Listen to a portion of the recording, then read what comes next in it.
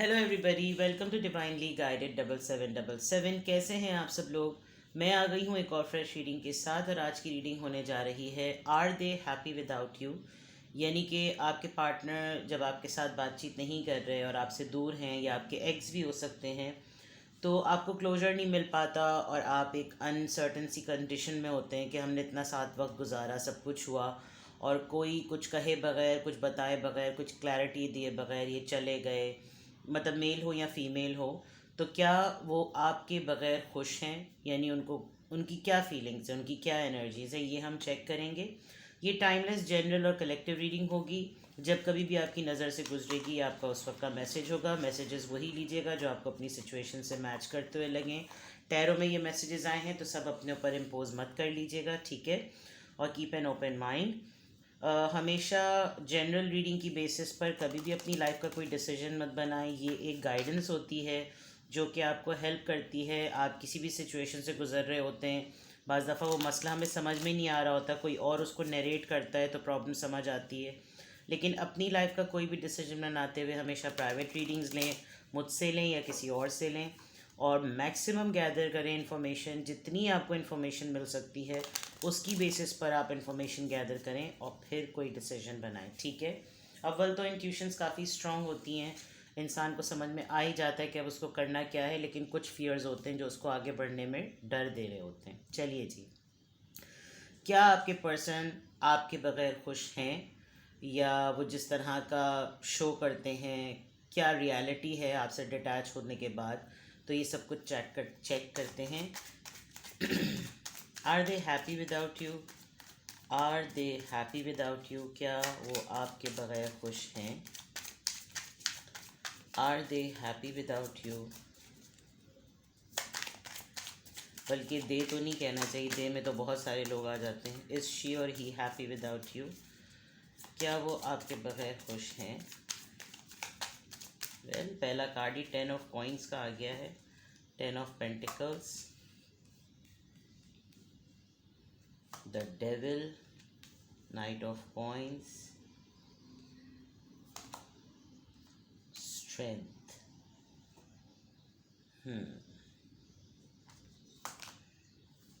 इसको साइड पे कर देते हैं, ये एडिशनल कार्ड्स होते हैं। Judgement, okay.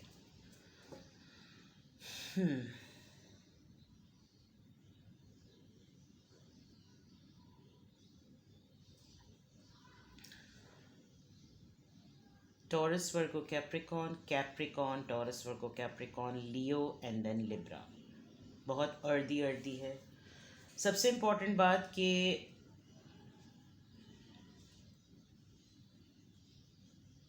आपके पर्सन एक मटीरियलिस्टिक इंसान है, मटीरियलिस्टिक अप्रोच है उनकी, और जिन बेसिस पर या जिन ग्राउंड्स पर, जिन वजूहात की बिना पर उन्होंने आपके साथ डिटैचमेंट की, वो इनका उस एनर्जी में रहना, उन नीड्स के पीछे भागना और उन मामलात में रहना एक्चुअली उनका लाइफ स्टाइल है।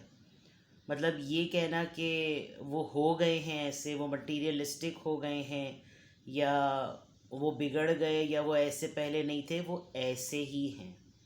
क्यों? क्योंकि फॉर एग्ज़ाम्पल अगर वो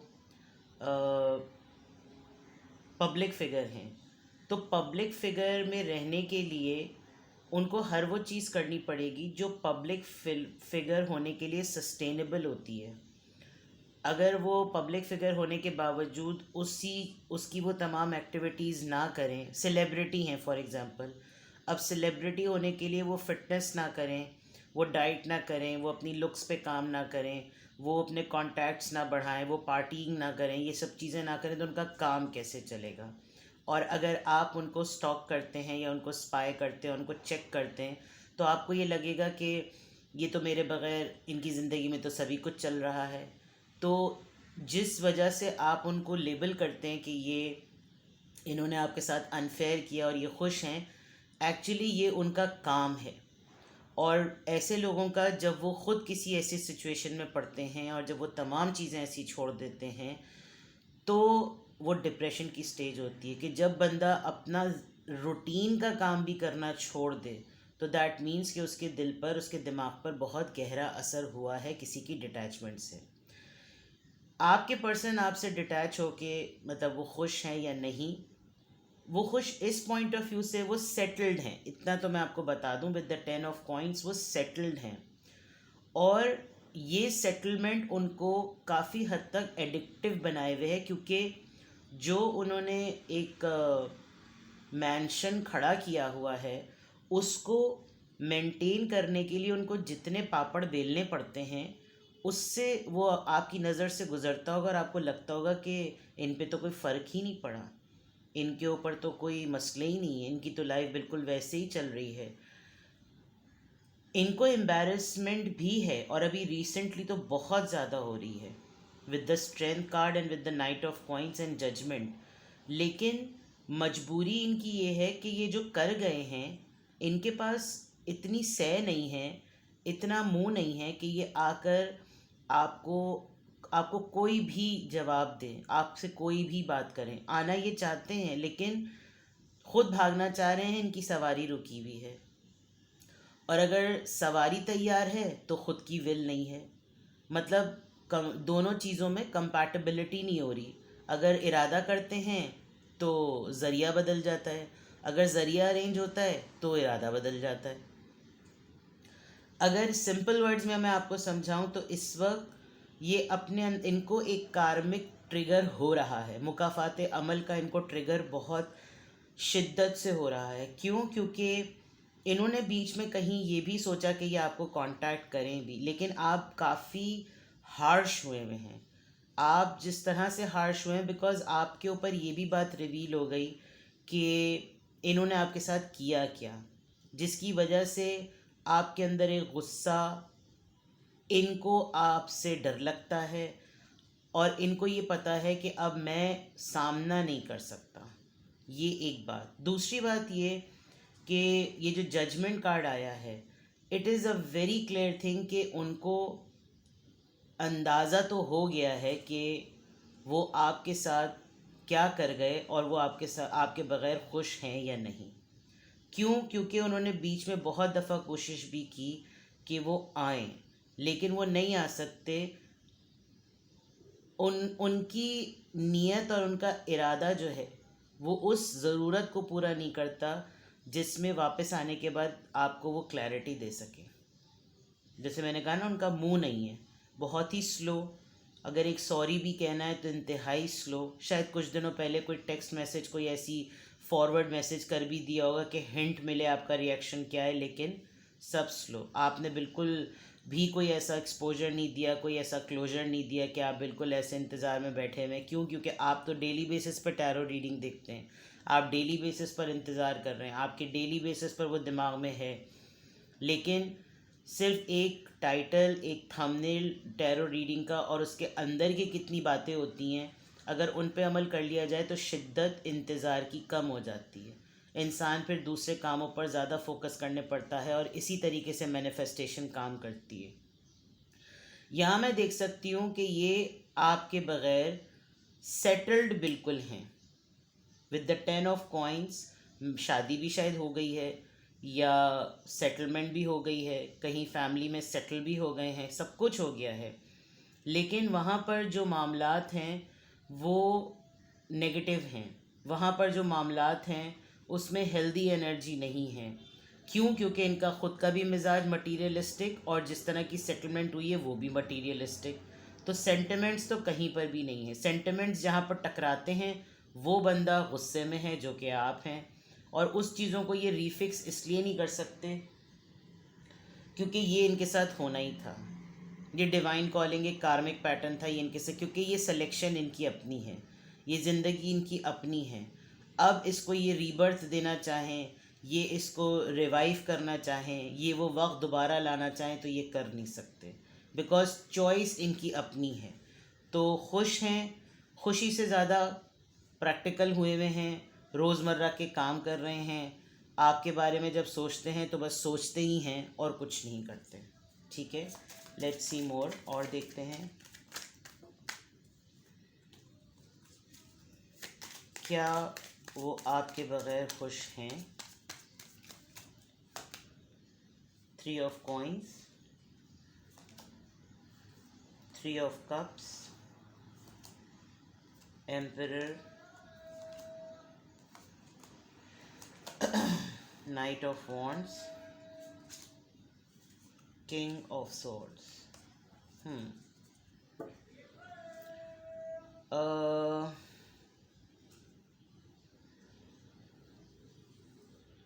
yes,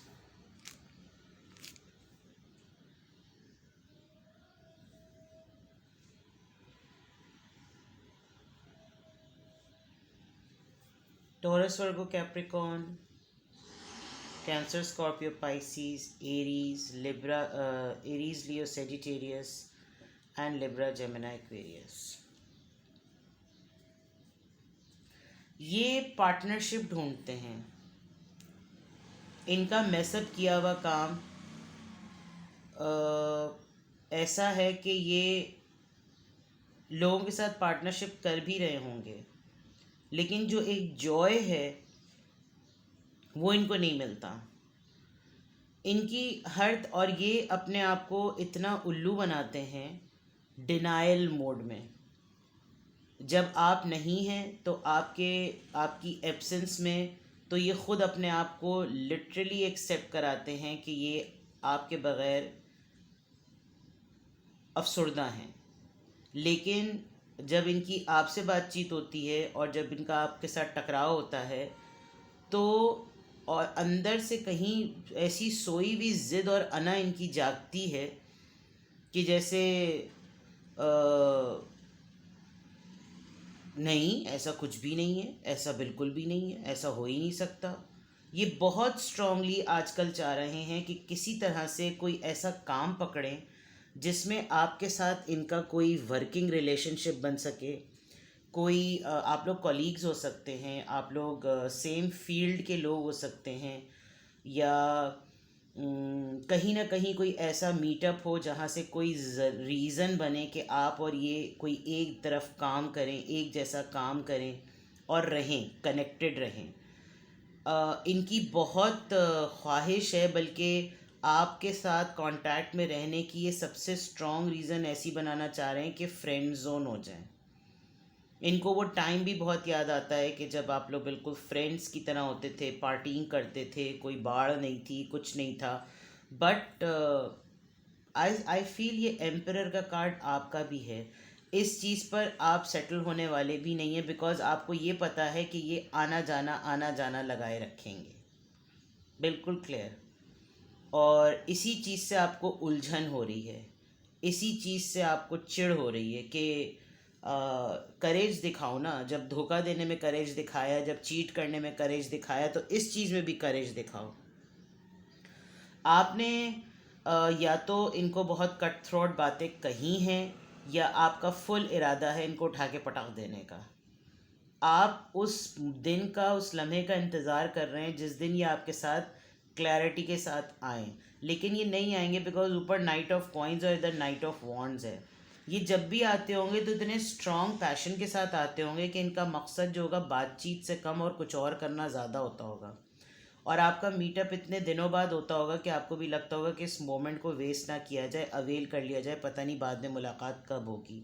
जबकि आपका माइंड रेडी नहीं होता, आपकी ईगो आपको हर्ट कर रही होती है, लेकिन ये आपको मिलते ही ऐसे मोमेंट पर हैं जिस वक्त आपके पास गैदरिंग में, पार्टिंग करने में, हल्ला गुल्ला करने में और बिज़नेस और काम के मुतालिक बात करने के अलावा और कोई बात बचती नहीं, और जो बात बचती है उसमें डिस्कशन हो नहीं सकता। तो ये आपके साथ डिटैच होकर खुश हैं या नहीं, इनको बिहाइंड द सीन बहुत अच्छी तरीके से पता है कि आप इनको लताड़ने वाले हैं, या लताड़ चुके हैं, या लताड़ने का इरादा रखते हैं। लेकिन मसला ये कि ये घेरे में नहीं आ रहे, और घेरे में ना आने की सबसे बड़ी वजह यही है कि ये आपसे बहुत ज़्यादा डरते हैं। इतना ज़्यादा डरते हैं कि हवा निकल जाए इनकी, बिल्कुल ऐसे डरते हैं। और उसकी वजह भी बिल्कुल क्लियर है कि चीट किया या अंधेरे में रखा, जो कुछ भी किया, आपको भी बहुत ज़्यादा इस बात पे अपने आप से शर्म आती है कि यार कैसे मैं जो हूँ वो मैं उल्लू बन गए, मतलब मुझे कोई उल्लू बना गया। आपको ये बात बहुत ज़्यादा जो है वो तकलीफ़ देती है, आप हर्ट होते हैं इस बात पे कि यार ये कैसे हो गया। तो आपको काफ़ी अपने ऊपर भी गुस्सा आता है। लेकिन ये क्वेश्चन जो हमारा रीडिंग के पॉइंट ऑफ व्यू से है कि क्या वो आपके बग़ैर खुश हैं, is she or he happy without you, they are settled and they are struggling to keep them self settled. ठीक है, bottom of the deck, to of wants. इनका कोई ना कोई प्लान चल रहा है, ये मैं आपको बता दूं, क्योंकि यहाँ पे भी डबल थ्री आया है, पार्टनरशिप का काम, फ्रेंड्स बनाने का काम, and to of wants, decision. इनको क्लैरिटी मिल रही है, ये इरादा कर रहे हैं, ये कोई स्ट्रैटेजी बना रहे हैं, लेकिन इतनी स्लो बना रहे हैं जिसकी कोई हद ही नहीं है, इंतहाई स्लो। लेट्स सी हियर, क्या ये आपके बग़ैर खुश हैं? इज़ ही और she happy without you?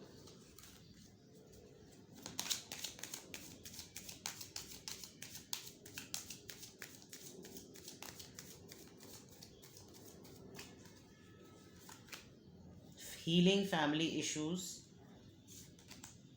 past life relationship, is it safe for you to love,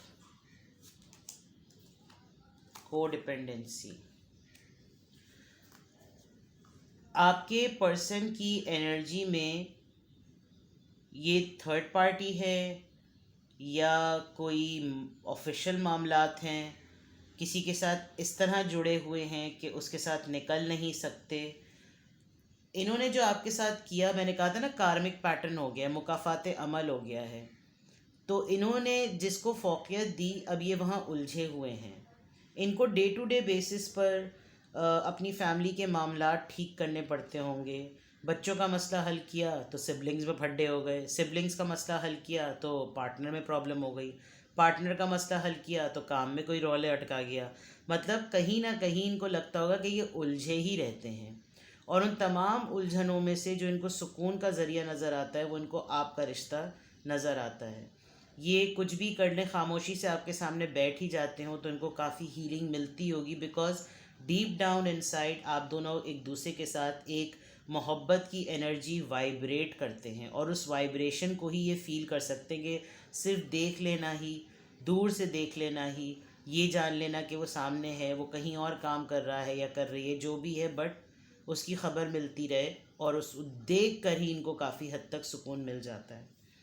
other than that इनको अब काफ़ी हद तक जो है ना, जैसे हिम्मत आ रही है, मैंने अभी कहा था ना कि कोई स्ट्रैटेजी बना रहे, हिम्मत आ रही है, तो ये इनकी बहुत टेम्परेरी सी हिम्मत होती है कि कभी कभी इनको लगता है कि नो, कि फ़ाइन लाओ, लेट्स डिसाइड, बात कर लेते हैं, कुछ ना कुछ डिसाइड कर लेते हैं। लेकिन कुछ सेकंड्स में ही इनको ये रियलाइज़ होता है कि इनके ऊपर बहुत सारी चीज़ें, कुछ इनके ऊपर हैं, कुछ के ऊपर ये हैं। तो वो कोडिपेंडेंसी किसी का रिश्ता हो सकता है, कोई जिम्मेदारी हो सकती है, कोई उलझनें हो सकती हैं, कोई कर्ज़ा हो सकता है, कोई ऐसा साथ हो सकता है जिसको छोड़े बगैर चारा नहीं बन रहा। तो ये कहना कि वो आपके बगैर खुश हैं, वो अगर कोई डिसीजन बनाएं भी तो वो नहीं बना पाते, मसलों में फंसे हुए हैं, और रोज़ी कोई एक नया मसला होता है जिसमें बाज़ दफ़ा इनको उलझन भी होती होगी। दे स्ट्रांगली फील, ये ख़ुद भी इस तरह की अफर्मेशंस कह रहे हैं, ये दुआ कर रहे हैं कि कोई ऐसा मोमेंट आए, जैसे मैंने पार्टनरशिप और 3 ऑफ कप्स का कार्ड देखा, यहाँ पर भी इनकी बॉटम ऑफ द डेक यही एनर्जी आई है कि दे आर लिटरली थिंकिंग कि कोई कुछ ऐसा हो जाए जिसकी वजह से मैजिक हो जाए, जिसकी वजह से ऐसा हो कि भाई कहना चाहिए कि आप आइस ब्रेकिंग कर दें, आप कुछ बोल दें, ताकि मामला जो है वो खुल जाए। लेट्स सी मोर आपकी एनर्जी, बल्कि आपकी नहीं, आपके पर्सन की एनर्जी।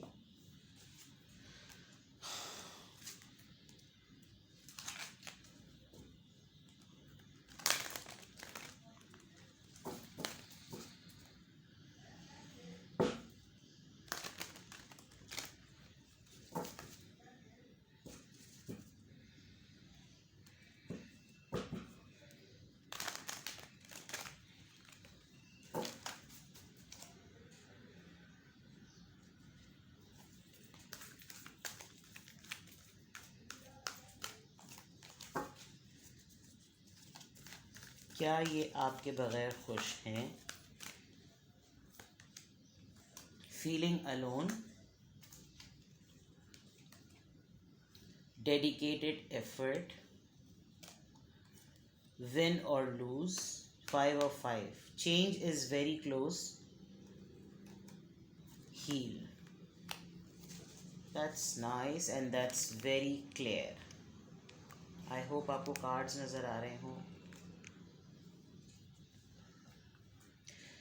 स्ट्रैटेजी इनकी ऑलमोस्ट जिसे कहना चाहिए कि इनका दिल इनको साफ बिल्कुल क्लियरली जवाब दे रहा है कि व्हाट ही डिड रॉन्ग. बिल्कुल मतलब ये कहना कि जो है जनाब नहीं मैंने जो किया था वो सही किया था, नो. इनको फुल फ्लेज अंदाज़ा हो रहा है और आजकल तो कुछ ज़्यादा ही ख्याल आ रहा है. आजकल तो कुछ ज़्यादा, because is it safe for you to love and win और लूज़. ये एक लीप ऑफ फेथ या एक चांस लेने के मूड में हैं, लेकिन उसका इनिशिएट कौन करे उसकी हिम्मत इनको नज़र नहीं आ रही. बिकॉज़ ये पोइट्री कहते होंगे, ये पेंटिंग करते होंगे, ये किसी तस्वीर से आपको बहुत ज़्यादा रिलेट करते होंगे. इनको कोई तस्वीर ऐसी इनके इमेजिनेशन में ज़रूर होगी जिसको ये देखते होंगे तो आपका ख़्याल इनको बहुत ज़्यादा आता होगा. ये मेहनत करना चाहते हैं. इनको लग रहा है कि सब ने मुझे छोड़ दिया और मैं सबके लिए हर वक्त कुछ ना कुछ करते ही रहूं तो ही मैं एक्नॉलेज होता हूं. बेलॉस और सेल्फलेस होकर मुझसे अगर किसी ने मोहब्बत की तो सिर्फ इसी ने की, यानी कि आपने की. और ये अगर इनको ये भी पता है कि कल को इनके पास फीड करने के लिए और सर्वाइवल के लिए कुछ ना बचे तो सबसे पहले इनको वही लोग छोड़कर जाएंगे जिनकी वजह से ये सब कुछ अपना और अपनी रेपुटेशन मेंटेन कर रहे हैं. तो इनको मल्टीप्लाई बार बार करना है. तभी इसीलिए यहाँ पर हीलिंग फैमिली इश्यूज़ की बात आई है. ये चाहते हैं कि आपके और अपने रिलेशनशिप पर एफ़र्ट करें. इनको मालूम है कि इनका सिर्फ एक सिग्नल आपको ढह कर देगा. ये एक सिग्नल दिखाएं, आप इनके लिए 10 स्ट्रैटेजी बना लेंगे, लेकिन ये कुछ कर नहीं रहे हैं.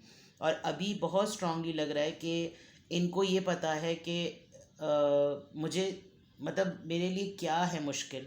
ये ख़ुद ही अपने सवालात में उलझ रहे हैं कि मेरे लिए मुश्किल क्या है. इनको कोई समझाने वाला, कोई बताने वाला भी नहीं है.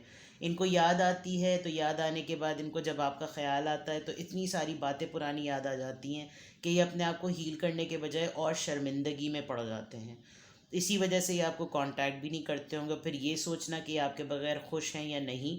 ये अपनी रूटीन लाइफ में बिल्कुल सेटल हैं, लेकिन उस सेटल के अंदर स्ट्रगल है, उस सेटलमेंट के अंदर सर्वाइवल है, उस सेटलमेंट के अंदर उलझने हैं, डे टू डे के टास्क हैं जिसमें इनकी मसरूफियत इतनी होती है कि फिर ये अपने दिल की बात सुन ही नहीं पाते कि क्या ये आपके बगैर खुश हैं या नहीं. टेम्परामेंट शॉर्ट हो रहा है, बहुत हेस्टी डिसीजंस ले रहे हैं. इनको अंदाज़ा भी हो रहा है कि इनके पास कुछ भी अपनी बचा. कहने को सब कुछ है लेकिन असल में इनके पास कुछ भी नहीं है. तो दिस इज़ समथिंग कि क्या वो आपके बगैर खुश हैं और नहीं. तो दे आर स्ट्रगलिंग, बट आपके लिए हिम्मत भी नहीं है. अब उसकी रीज़न्स क्या हैं वो आप बेहतर जानते होंगे, but this is the reading for you. Alright, तो अपना बेहद ख्याल रखिएगा. Take care, bye bye.